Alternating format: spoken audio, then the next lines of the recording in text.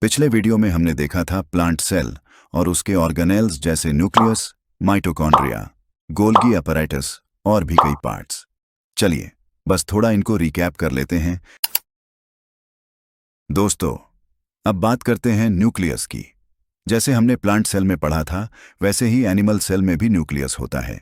ये सेल का control centre है, यहीं से पूरे सेल के काम मैनेज होते हैं।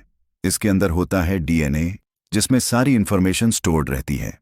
सेल को ग्रो कैसे करना है, काम कैसे करना है और डिवाइड कब होना है।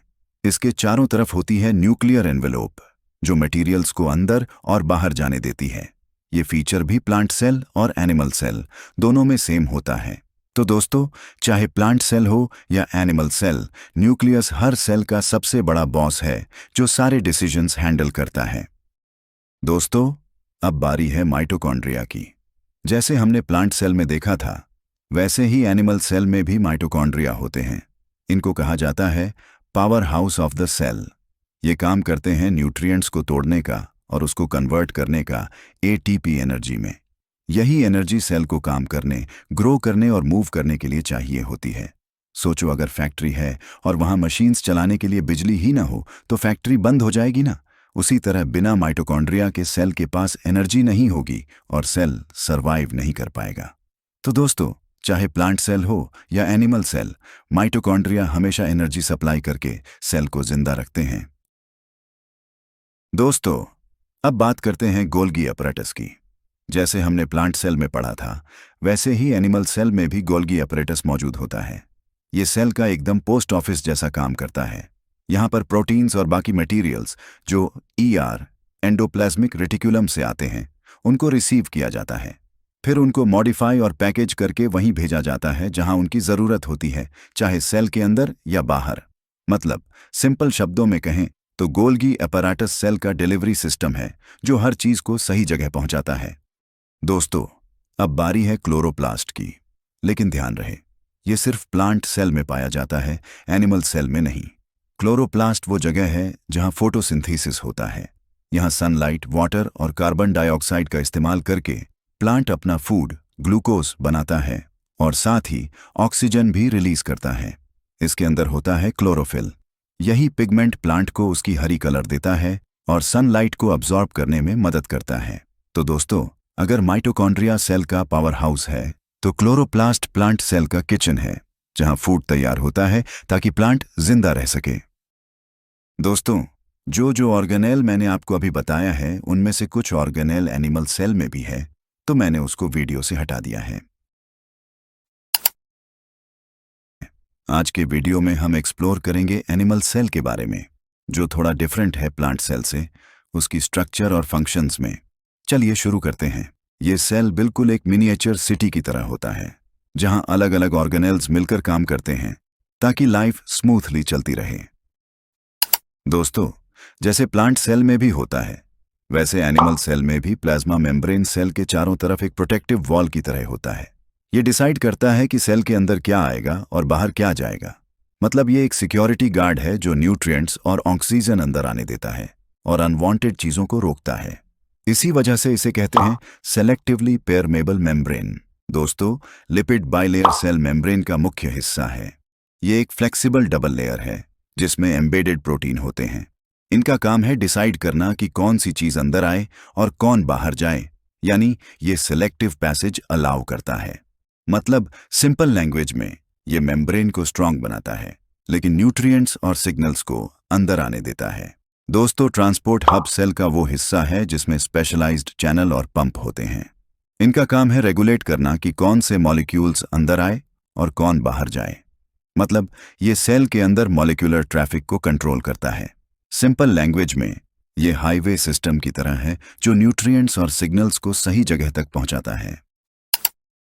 दोस्तों, साइटोप्लाज्म सेल का जेली लाइक फ्लूइड है जो सेल के अंदर सभी ऑर्गेनेल्स को जगह पर रखता है।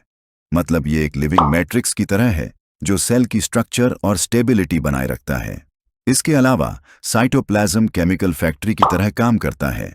यहाँ सेल के लिए जरूरी सारे केमिकल रिएक्शंस होते हैं, जैसे मेटाबॉलिज्म, न्यूट्रिएंट प्रोसेसिंग और वेस्ट मैनेजमेंट। मतलब सिंपल लैंग्वेज में साइटोप्लाज्म ही सेल को अलाइव और फंक्शनल बनाए रखता है। दोस्तों, ईआर यानी एंडोप्लाज्मिक रेटिकुलम सेल का एक साथ फैक्ट्री भी है और हाईवे सिस्टम भी। रफ ईआर, इस हिस्से पर छोटे छोटे रिबोसोम्स लगे होते हैं और यहीं पर प्रोटीन्स बनते हैं जो या तो बाहर सीक्रेट होंगे या फिर मेम्ब्रेन में जुड़ेंगे। ट्रांसपोर्ट नेटवर्क, ईआर सेल का इंटरकनेक्टेड हाईवे सिस्टम है जो मटेरियल्स को एक जगह से दूसरी जगह एफिशिएंटली पहुंचाता है। स्मूथ ईआर, ये लिपिड्स बनाता है, कार्बोहाइड्रेट्स को मेटाबोलाइज करता है और साथ ही हार्मफुल सब्सटेंसेस को डिटॉक्सिफाई करके सेल को सेफ रखता है। मतलब सिंपल लैंग्वेज में ईआर एक ऐसा सिस्टम है जो सेल के लिए प्रोडक्ट्स बनाता भी है और उन्हें सही जगह तक पहुंचाता भी है। दोस्तों, रिबोसोम्स को कहते हैं सेल की प्रोटीन फैक्ट्रीज। ये छोटे छोटे मॉलिक्यूलर मशीन्स हैं जो हमेशा काम करते रहते हैं और हजारों तरह के प्रोटीन बनाते हैं जो सेल की लाइफ के लिए आवश्यक हैं। फ्री फ्लोटिंग राइबोसोम, ये साइटोप्लाज्म में स्वतंत्र रूप से तैरते रहते हैं और प्रोटीन बनाते हैं जिनका यूज सेल अपने अंदर करता है।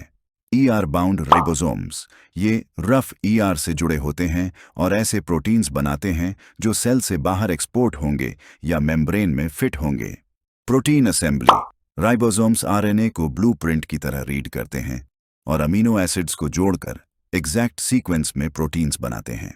मतलब सिंपल लैंग्वेज में राइबोसोम्स ही सेल की प्रोटीन मेकिंग मशीन्स हैं जो 24 घंटे 7 दिन सेल की जरूरतें पूरी करते हैं।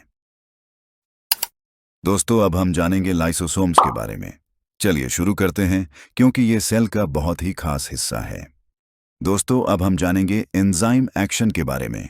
सेल के अंदर मौजूद लाइसोसोम्स पावरफुल डाइजेस्टिव एंजाइम्स से भरे रहते हैं जो कॉम्प्लेक्स मटेरियल्स को तोड़कर सिंपल बना देते हैं। मतलब ये प्रोसेस ही सेल को साफ और एक्टिव बनाए रखता है।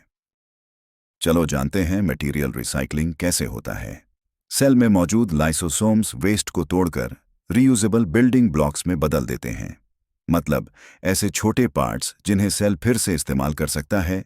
ये प्रोसेस सेल को एफिशिएंट और एक्टिव बनाए रखता है। अब जानते हैं पैथोजन डिफेंस के बारे में। सेल में मौजूद लाइसोसोम्स हार्मफुल बैक्टीरिया और वायरसेस को डिस्ट्रॉय कर देते हैं। मतलब ये प्रोसेस सेल को सेफ और हेल्थी बनाए रखता है। अब जानते हैं वेस्ट कलेक्शन के बारे में। सेल के अंदर मौजूद लाइसोसोम्स पुराने या टूटे ऑर्गेनेल और लेफ्टओवर वेस्ट को पूरी तरह घेर कर अंदर ले लेते हैं। मतलब ये प्रोसेस सेल को क्लीन, सेफ और एक्टिव बनाए रखता है। दोस्तों, अब हम जानेंगे सपोर्टिंग कास्ट के बारे में, यानी वो पार्ट्स जो सेल के अंदर ऑर्गेनाइजेशन और स्टोरेज का काम करते हैं। सेंट्रियोल्स, ये सेल में कंस्ट्रक्शन मैनेजर्स की तरह होते हैं। सेल डिवीजन के दौरान ये माइक्रोट्यूब्यूल्स को ऑर्गेनाइज करते हैं ताकि क्रोमोसोम्स सही तरीके से अलग हो जाएं। वैक्यूल्स, ये small but mighty storage compartments हैं। वैक्यूल्स न्यूट्रिएंट्स, वाटर या वेस्ट मटेरियल्स को तब तक होल्ड करते हैं जब तक जरूरत हो या डिस्पोजल करना पड़े। फन फैक्ट, प्लांट सेल्स में वैक्यूल्स बड़े होते हैं, लेकिन एनिमल सेल में भी ये सेल्यूलर बैलेंस और टेम्पररी स्टोरेज में क्रूशियल रोल निभाते हैं।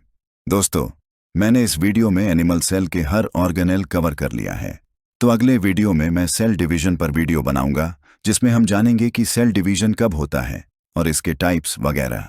तब तक के लिए गुड बाय।